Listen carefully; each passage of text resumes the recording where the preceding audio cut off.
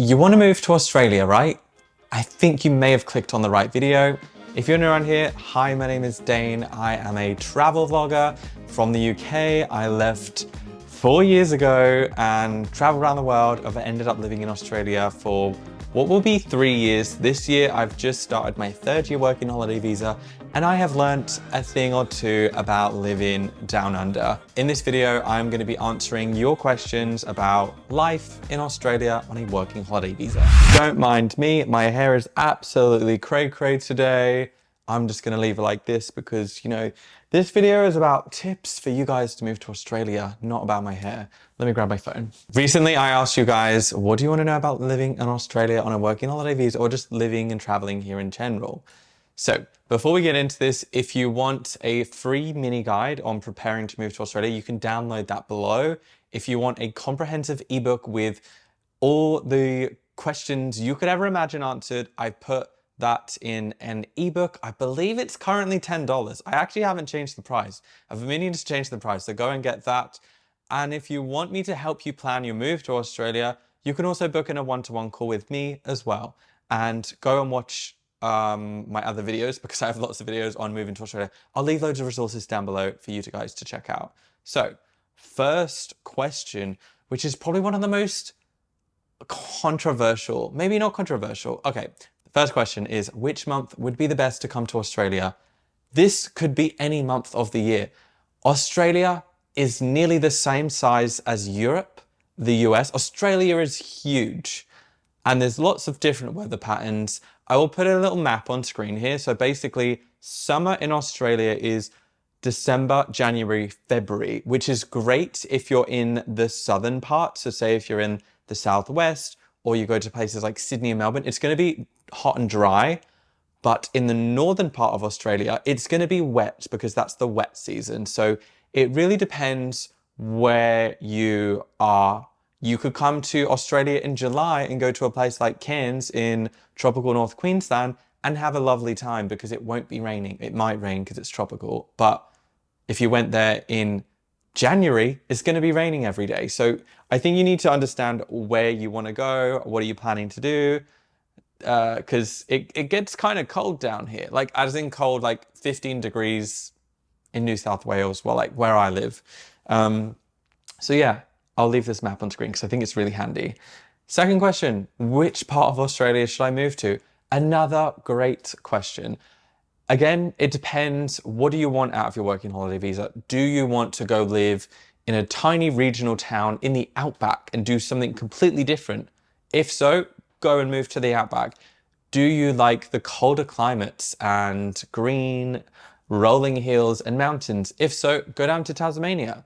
If you like expensive, vibrant cities where there's always stuff going on, go to Sydney. Or if you like the culture and the nightlife, go to Melbourne.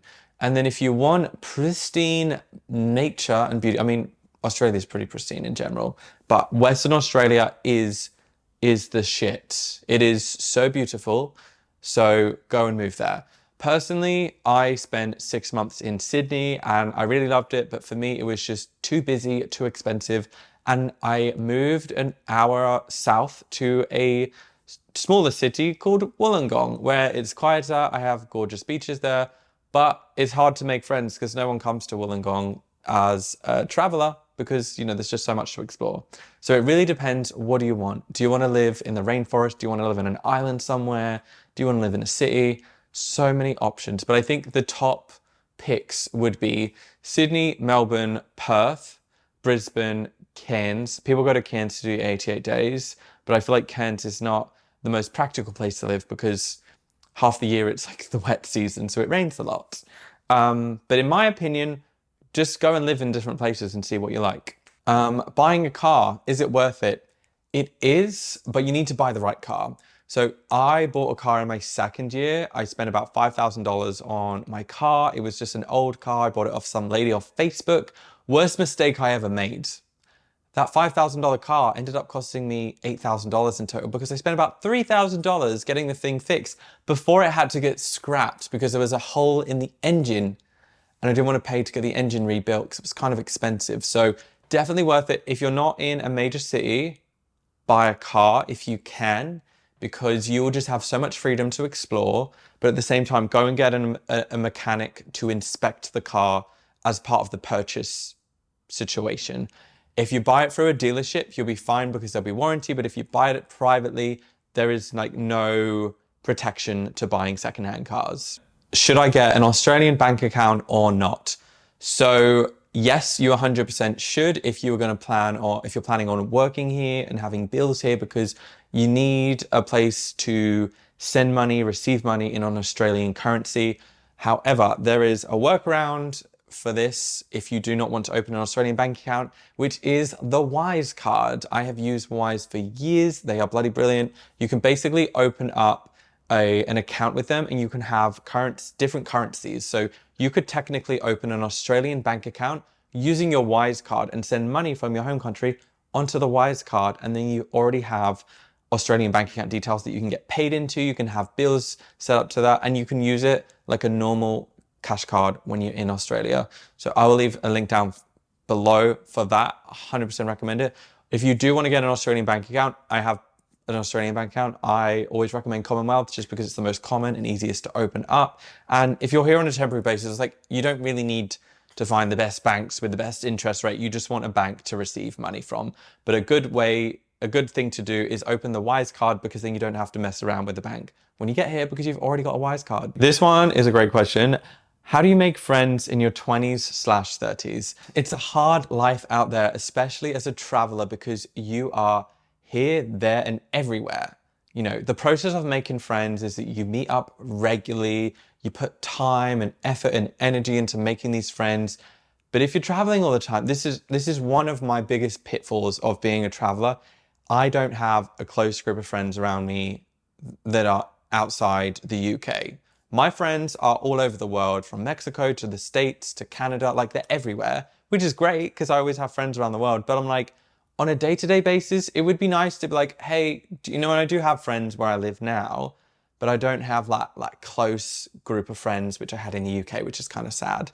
So I think the best way to make friends, join social clubs, sports, fitness classes, go to yoga, run clubs, find activities that you enjoy.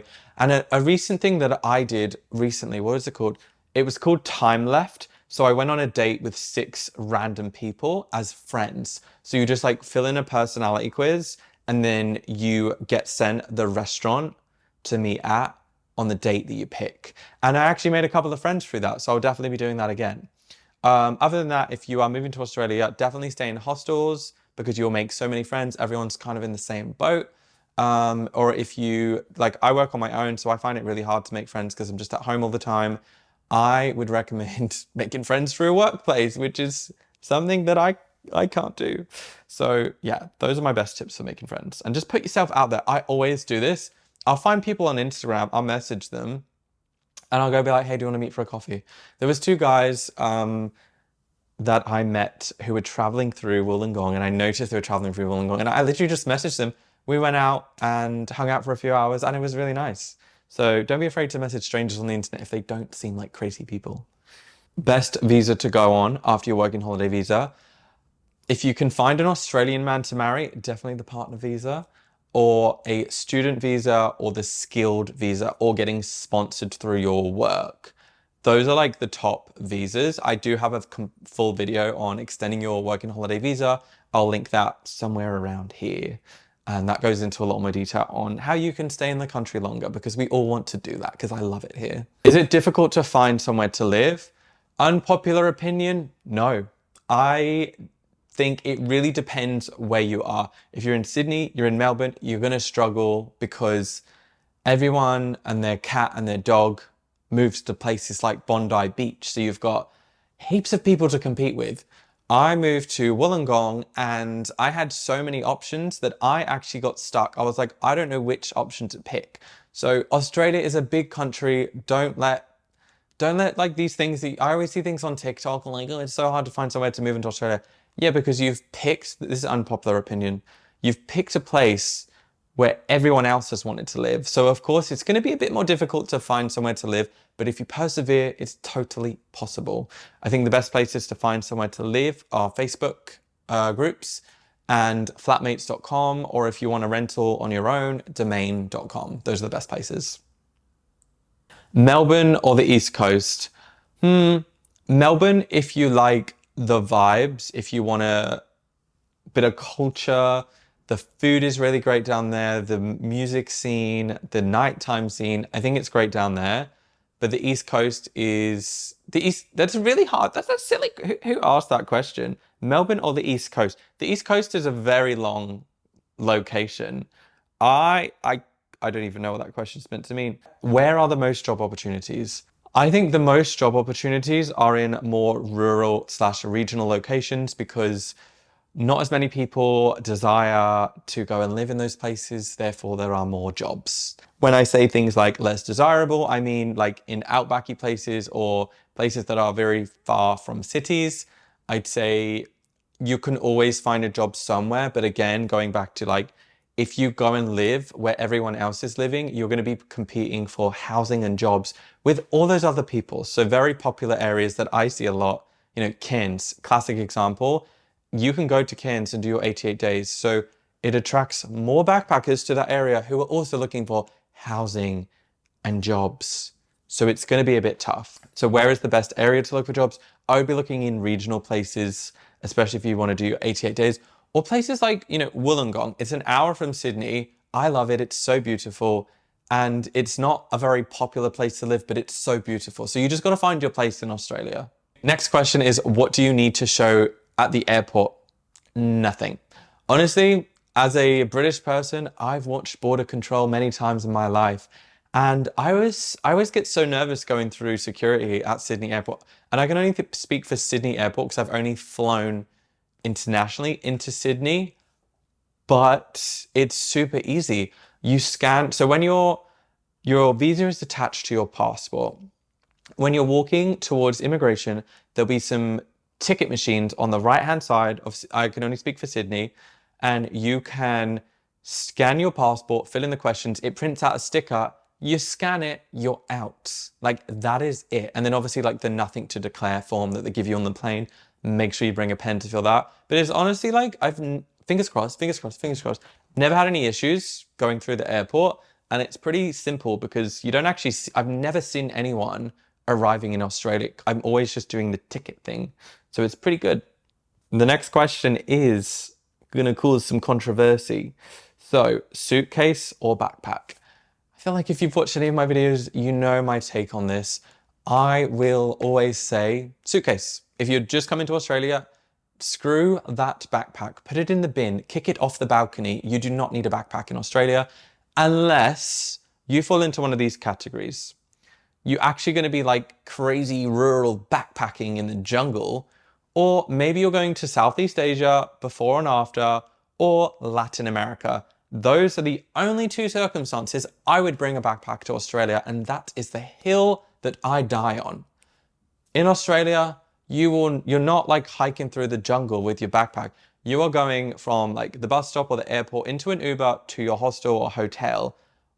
Why do you want to make your life more difficult? This is just my unpopular opinion. Backpack on, it's like really hot, you're walking around in the heat.